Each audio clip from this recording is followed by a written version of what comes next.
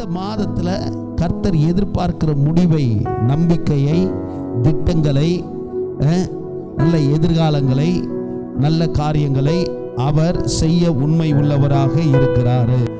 யோசேப்பு பெரிய தரிசனம் கண்டார். ஆனால் எல்லாம் உல்டாவா நடக்குது.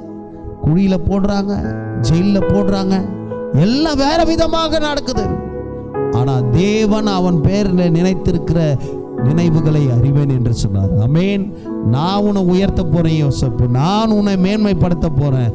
எல்லாரும் உன்னை குழியில போட்டாலும் நான் அந்த குழியில இருந்து உன்னை தூக்கி எடுத்து அநேகருக்கு ஆசீர்வாதமாக உன்னை மாற்றுவேன்.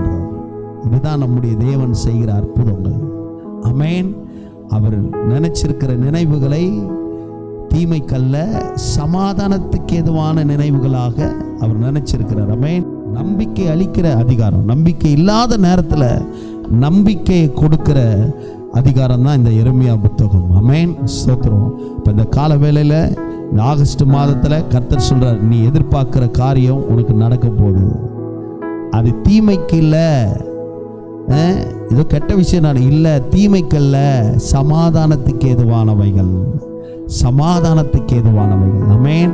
ஏன்னா கடவுள் நம்ம பேரில் நினைச்சிருக்கிற நினைவுகளை அறிவன்றாரு.